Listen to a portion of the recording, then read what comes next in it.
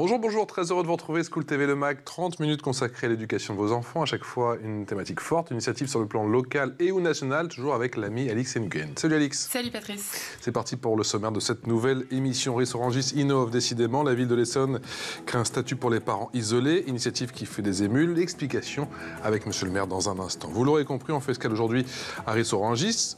Allez, un petit peu plus de 30 000 habitants, quels défis éducatifs, quelles innovations surtout, quels ateliers pour accompagner au mieux la scolarité de nos enfants. Et puis, pour les plus grands, on s'intéressera dans un petit instant à un concours d'éloquence. J'en suis même tout ému. Et, vous le savez, dans le Mag, il y a une loupe. La loupe, c'est avec Alix. Et je vous parle d'une chouette aventure, Évry-Courcouronnes, Rotterdam, à vélo. Un défi relevé par une poignée de jeunes. Je vous en dis pas plus. On voit ça dans un instant. On y va.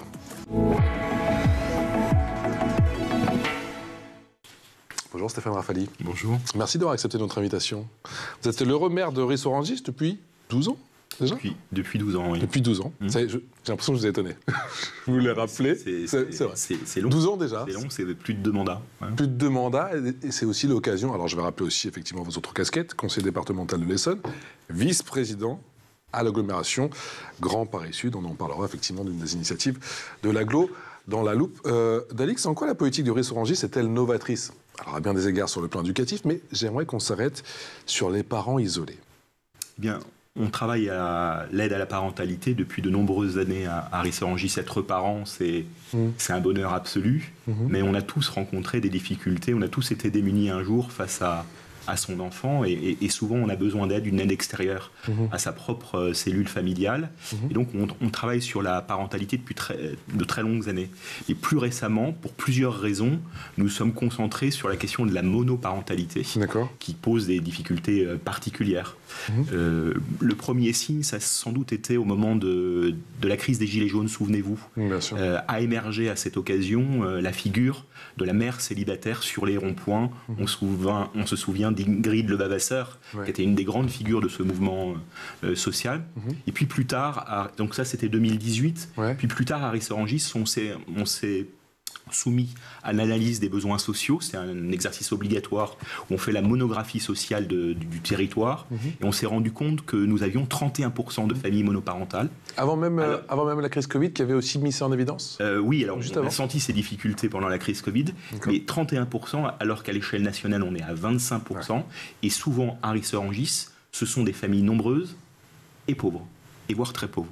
Et donc, il y a une espèce de cumul de difficultés pour ces familles. Et puis, l'élément déclencheur, pour que nous travaillions à un statut de parents solo, ça a été les émeutes, les révoltes urbaines de l'été 2023. Avec les précisions du procureur de la République, effectivement. Exactement. On s'est rendu compte très tôt, dès juillet, au moment des procès en correctionnel dans les audiences en comparution immédiate, que les jeunes qui avaient participé à ces exactions, très violentes parfois, étaient souvent soit issus des services de protection de l'enfance, soit avaient grandi dans des familles monoparentales.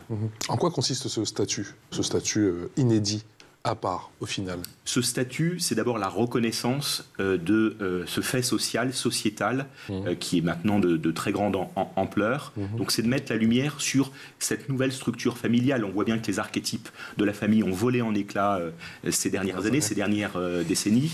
On n'a plus la figure du père à la fois protecteur de la famille, de la nation. Tout ça n'existe plus ou pas, ou peu, et donc il faut s'adapter, il faut que la société s'adapte à la nouvelle forme d'organisation de la cellule de base de la société qu'est la famille. Et donc 31% à Rissorangis, c'est beaucoup, c'est presque la norme, et donc il fallait, et c'est votre question, fallait venir en aide à ces familles quand elles rencontrent des difficultés, elles sont soumises à de très nombreux défis, et en même temps sécuriser le parcours de leurs enfants. C'est ça qui nous a poussé à créer ce statut. Donc c'est à la fois la reconnaissance et en même temps c'est aussi donner de nouveaux droits à ces familles, 21 droits. Mais c'est une décision, pardon de vous couper, monsieur le maire, c'est une décision politique forte au final. C'est un investissement sur la ville, sur les futurs citoyens. Évidemment, c'est une première en France.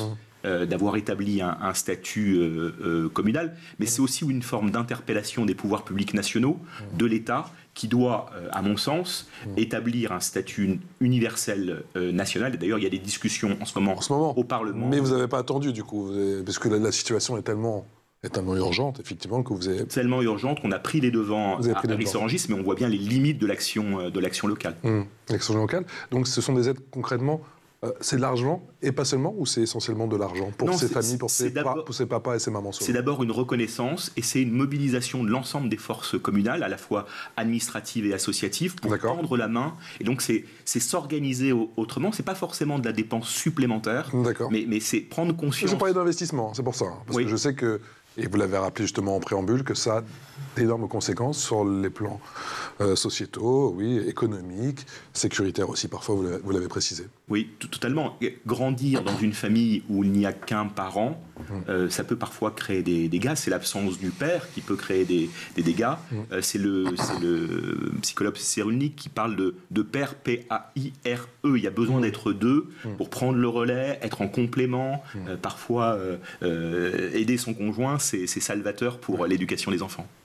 Et comment, justement, pallier l'absence du père? Je veux dire, la ville, qu'est-ce qui peut être mis en œuvre concrètement, au-delà de l'aide financière? C'est le village qui vient en renfort de la famille quand la cellule familiale dysfonctionne ou est en fragilité, en vulnérabilité. Alors c'est la communauté qui prend le relais, et donc c'est à la fois permettre l'accès au droit, l'accès au logement, l'accès à la santé, l'accès aussi en priorité aux gardes d'enfants. Quand vous avez un parcours d'insertion professionnelle ou un métier à exercer, vous avez besoin d'avoir du temps pour cela, et puis aussi parfois avoir du temps pour soi, de souffler. Souvent les mamans, puisque c'est à 82% ce sont des mamans qui sont seules, ont besoin de souffler, avoir du temps pour elles-mêmes, se retrouver, et donc il y a aussi le droit du temps au répit. Vous avez reçu des coups de fil de la part des voisins, des maires des communes avoisinantes? Oui, ça fait école, puisque vous avez un certain nombre de grandes collectivités qui se sont saisies du sujet. Le maire de Montpellier a voté des mesures assez similaires. La mairie de Paris, le Conseil de Paris, à l'unanimité, a voté il y a quelques semaines, sous l'impulsion de la sénatrice Colombe Brossel, qui est aussi conseillère municipale de Paris, un statut, enfin pas un statut, mais enfin des droits nouveaux aussi pour tous les familles monoparentales de la capitale. Est-ce que justement aujourd'hui ce statut de parents isolés est un des symboles justement de la politique éducative que vous souhaitez mener pour Ris-Orangis aujourd'hui, après 12 ans de mandat? C'est un marqueur? Encore une fois, je pense que le parcours d'un enfant en banlieue parisienne, c'est un territoire où les inégalités de destin sont très fortement ressenties. On est en banlieue parisienne, une banlieue très populaire, à côté d'Évry, vous l'avez rappelé dans votre introduction, de Corbeil, de Grigny. Et donc il y a besoin, évidemment, de travailler la question de l'égalité des chances, la question de la reproduction sociale, évidemment, un des marqueurs de notre action publique, de nos politiques publiques. Et donc, tant qu'on peut le faire, avec les moyens qui sont à notre disposition, on aide les enfants à réussir leur parcours d'émancipation, leur parcours scolaire, leur parcours d'apprentissage. Et ça passe aussi par la lutte contre le décrochage scolaire. Qu'est-ce que vous mettez en place à cet effet? Alors là, on a des plateformes avec une fondation, la fondation Muyez, qui travaille avec nous depuis 5 ans maintenant. Je crois que c'est la cinquième promotion, où on repère à l'échelle du territoire des gens qui sont en décrochage, des adolescents qui sont en décrochage. Je travaille plutôt sur la tranche d'âge supérieure. Et évidemment, il y a tout un programme de renfort auprès de ce public. Comment on tend la main justement aujourd'hui à ces jeunes qui parfois passent un petit peu sous les radars et qui, alors souvent se font expulser, et en fait on se rend compte aujourd'hui que les expulser 1 jour, 2 jours, 3 jours, c'est souvent contre-productif et qu'il faut essayer de les réinsérer, de recréer une dynamique. Je crois qu'on a toujours le droit à une seconde chance. Et d'ailleurs on a été, il y a longtemps maintenant, il y a plus de 20 ans, précurseur là aussi, puisqu'à Ris-Orangis, nous avons, après Marseille, créé la 2e école de la seconde chance à Ris-Orangis, sous l'impulsion de mon prédécesseur. Quand Ris-Orangis s'est-elle invité dans votre vie, monsieur le maire? J'y suis né. D'accord. J'y ai grandi. Je n'avais pas vérifié. Donc, donc pour vous, c'était une évidence. Ouais. En tout cas, oui, j'ai ressenti très tôt le besoin de m'investir, de m'engager, de m'impliquer sur ce territoire que j'ai à la fois détesté, mais aussi aimé. Détesté parce que? Parce que c'était compliqué de grandir à cet endroit. Pourquoi? parce qu'on ressent très vite les inégalités, c'est ce que je vous disais tout à l'heure. Je l'ai aussi ressenti personnellement. Et justement, à travers les années, comment se traduit pour vous le poids de ces égalités, de ces inégalités? Est-ce qu'elles sont... parce que certains s'inscrivent en faux, et alors que certains rapports disent qu'au contraire, les inégalités s'accroissent. Quel est votre sentiment, vous qui êtes au plus près de vos concitoyens, au plus près du système scolaire? J'ai le sentiment que dans nos métropoles, on ressent très fortement la ségrégation. L'Île-de-France est un territoire très ségrégué, où vous avez des territoires très riches, d'autres très pauvres, à proximité, à quelques dizaines de kilomètres, par des effets qu'on a peu regardés et qu'on a peu analysés, des effets de gentrification, de désindustrialisation. Et on voit bien que il y a à retrouver les voies d'une cohésion métropolitaine, si on ne veut pas que les déchirures qui ont pu être perçues au moment des Gilets jaunes ou des révoltes urbaines se renouvellent. Et en 12 années de mandat, les stéréotypes liés aux banlieues, vous les voyez évoluer ? Je pense qu'il y a des stéréotypes qui sont très persistants. Au lendemain des émeutes urbaines, vous avez eu un discours extrêmement délétère de la part d'un certain nombre de forces politiques qui expliquaient qu'on déversait des milliards dans les banlieues et qu'en remerciement, les jeunes brûlaient les médiathèques, les écoles, les centres sociaux, etc. Donc c'est un discours très présent dans le débat public, très difficile à contrecarrer. Et donc en même temps qu'on a travaillé le statut de la monoparentalité à Rissorangis, j'ai demandé, sous la forme d'une doléance, au président de la République de créer enfin en France une géolocalisation des budgets publics, qu'on sache enfin si oui ou non l'État, la caisse d'allocation familiale et les collectivités dépensent beaucoup plus dans les banlieues. Ce qui est faux, on le sait, il y a des études des sciences sociales qui le démontrent aisément. J'ai en mémoire notamment un rapport de la Cour des comptes de 2012 qui démontrait qu'un enfant qui grandit en banlieue parisienne, qui grandit dans les territoires périphériques de la France, coûte 3 fois moins cher qu'un enfant qui grandit dans les centralités. 3 fois moins cher, pour 2 raisons essentielles. D'abord parce que les profs les plus confirmés, qui sont les mieux payés, travaillent dans les centralités. Et puis la deuxième chose, c'est que souvent les parcours scolaires sont beaucoup plus longs pour les enfants des centralités, et souvent ils fréquentent les prépas, et donc c'est là où le coût pour la nation est le plus élevé. Comment se traduit aujourd'hui, monsieur le maire, l'engagement de la ville pour l'école et pour la jeunesse? Quels sont vos axes principaux, justement? Pour la jeunesse, c'est de permettre à tout moment de la semaine d'avoir une activité à forte plus-value. Du sport, de la culture, du soutien scolaire. À Rissorangis, on peut mettre son enfant de 7h du matin jusqu'à 19h le soir, et ça depuis toujours. Dans les clubs coup de pouce? Alors il y a les clubs coup de pouce, il y a les classes, c'est tout le dispositif de la réussite éducative qui vient en soutien des enfants les plus fragiles dès le plus jeune âge, dès la grande section de maternelle, mais c'est aussi pour les enfants qui peuvent avoir un parcours d'excellence, un partenariat par exemple avec l'Institut Louis Germain qui nous propose des modules pédagogiques de très haut niveau pendant toutes les vacances intermédiaires, et vous avez chaque vacances intermédiaires à Rissorangis plus d'une centaine d'enfants qui vont au lycée international de Palaiseau pour renforcer leur savoir et évidemment construire un parcours scolaire de très haut niveau. Comment on arrive à mettre dans la boucle les parents aujourd'hui? On sait qu'effectivement c'est de la coéducation, qu'il y a les enseignants, il y a les élèves, et bien évidemment, il y a les parents qui ont aussi souvent, vous le précisez aussi, vous disiez de 7h à 19h, ils peuvent être pris en charge, c'est aussi parce que des fois les parents travaillent beaucoup, et ont aussi parfois aussi des horaires décalés. Comment on arrive à mettre ces parents-là dans la boucle? C'est vrai qu'il faut arriver à créer une communauté scolaire complète, c'est-à-dire d'impliquer évidemment les directions d'établissements, d'écoles, les équipes pédagogiques, les professeurs, les enseignants, les élèves, mais aussi les parents d'élèves. Évidemment, ça fonctionne que si on est sur trois pieds. C'est difficile d'impliquer les parents pour la raison que vous dites, c'est la frénésie de la vie métropolitaine, et c'est très difficile, c'est un luxe de dégager du temps pour réfléchir à ces sujets, mais on est opiniâtre à Rissorangis et on a créé une forme d'école des parents qui nous permet de traiter des grands sujets de société qui intéressent l'éducation de leurs enfants. Et à intervalles réguliers, on fait appel à des universitaires, à des gens qui ont réfléchi aux grandes questions éducatives. Et avec les parents qui le souhaitent, on a un temps de réflexion qui dure quelques heures le samedi matin, mais qui peut se prolonger ensuite. Et le plus dur, c'était au début? Ça fonctionne avec du bouche-oreille, j'imagine? Au début, ça marchait quelques parents, et au fur et à mesure, les parents parlent entre eux, les bouche-oreille. C'est comme toujours, il faut des leaders, il faut des gens qui prennent l'initiative, c'est souvent une minorité. Et puis ensuite, si les choses sont intéressantes, alors vous arrivez à convaincre et à élargir le cercle. Alex? Vous avez aussi mis en place des ateliers sociolinguistiques pour les familles allophones.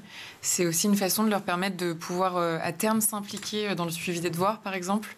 Évidemment, l'apprentissage de la langue, c'est le premier acte d'intégration dans la société. Nous, à Rissorangis, on a connu des vagues d'immigration importantes depuis l'après-guerre. Et donc, apprendre le français, apprendre notre belle langue, c'était une priorité. Et ça fait 2 décennies maintenant qu'à Rissorangis, donc c'était avant moi, mais on l'entretient. On a des promotions régulières. Et beaucoup de parents y participent? Beaucoup de parents et beaucoup de mamans. Souvent, ce sont les femmes qui ressentent ce besoin, à la fois pour éduquer leurs enfants, mais aussi pour s'insérer professionnellement. Monsieur le maire, c'est l'heure de la loupe, et la loupe, c'est avec Alix.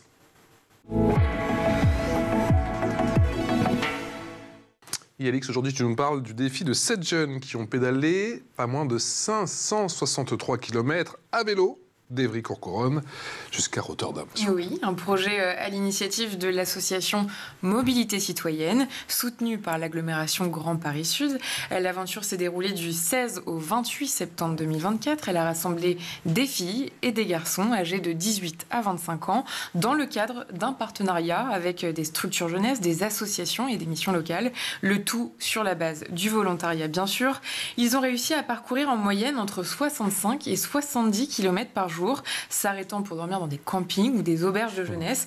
Les vélos ont été loués et tout l'équipement nécessaire a été fourni.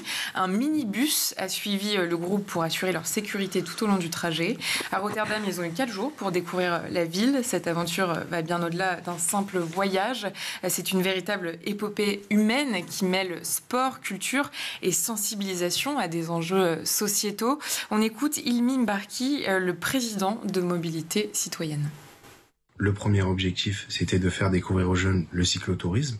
Pourquoi le cyclotourisme? Parce que c'est une manière de voyager accessible, donc ça nécessite pas de permis de conduire, donc pas cher et bien sûr respectueuse de l'environnement. Mais il y avait aussi bien sûr d'autres objectifs de fond qu'on souhaitait travailler avec les jeunes, donc notamment de faire un travail sur des qualités et des compétences qu'ils vont pouvoir réutiliser dans leur vie professionnelle, leur parcours scolaire, et aussi tout simplement pour mieux se connaître et choisir sa voie. On parle aussi de solidarité. En cas de panne, il va falloir aider les camarades, s'arrêter, proposer des solutions. Il y a aussi l'échange. Donc comme ils avaient des profils assez différents, donc chacun avait des compétences et des qualités et une expérience à des moments donnés pour pouvoir aider. Par exemple, typiquement quand on était du côté hollandais, ça parlait anglais. Donc certains faisaient la traduction, notamment pour commander dans des restaurants. Et les jeunes travaillent depuis sur un projet de restitution qui sera présenté à des élus. Vous allez peut-être avoir la chance de le découvrir, Monsieur Rafali. Il mettra notamment en avant les compétences qu'ils ont développées, telles que la cohésion. La prochaine édition de ce défi est déjà en préparation. Ça vous intéresse, ce genre de projet pour la ville? Dès qu'on peut dépayser un jeune des quartiers populaires, il faut le faire. Il faut l'encourager. L'idée d'extraire les gens de leur lieu d'origine, c'est absolument... Le voyage, c'est évidemment un apprentissage très utile. Et vous avez des actions similaires en place? Oui, à chaque fois qu'au sein du lycée ou du lycée Pierre Mendès France, ou du collège Albert Camus et du collège Jean Lurçat à Rissorangis, on me demande de participer et de soutenir un voyage, je le fais systématiquement. Et il suffit d'un voyage comme ça pour que certains élèves effacent ces croyances limitantes? Je pense que ça ouvre les horizons. Le voyage par nature, il est éducatif. Et donc je pense que c'est très utile. Et ça peut être des rencontres, ça peut être une forme d'extraction en fait, de son propre quotidien. Est-ce que vous avez le sentiment, monsieur le maire, et encore plus depuis les Jeux Olympiques et Paralympiques, qu'on a franchi un cap en matière d'inclusion en France? Et comment ça se traduit peut-être, vous, sur votre commune? Je pense que toutes les vulnérabilités, toutes les fragilités, évidemment, doivent être prises en compte pour nous permettre de créer une véritable communauté. C'est parfois difficile, je pense notamment au handicap. Dans les écoles, les AESH, on en manque. Il y a une vraie carence là, de la part de l'éducation nationale à trouver les personnes idoines permettant d'accompagner les enfants atteints de handicap. C'est souvent difficile d'ailleurs d'être attractif pour ces métiers du soin, de l'entraide.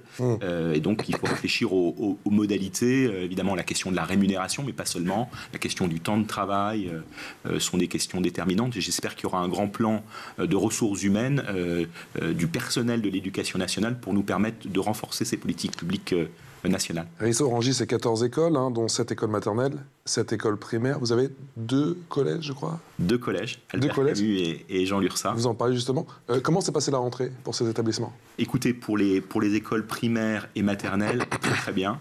On arrive à un peu plus de 4000 enfants et on est en réseau d'éducation prioritaire. On a pu doubler le nombre d'enseignants dans les grandes sections de maternelle en cours préparatoires en CP et en CE1, okay. Donc ça fait des classes à 14, ça c'est extraordinaire. On aurait dû le faire depuis très longtemps.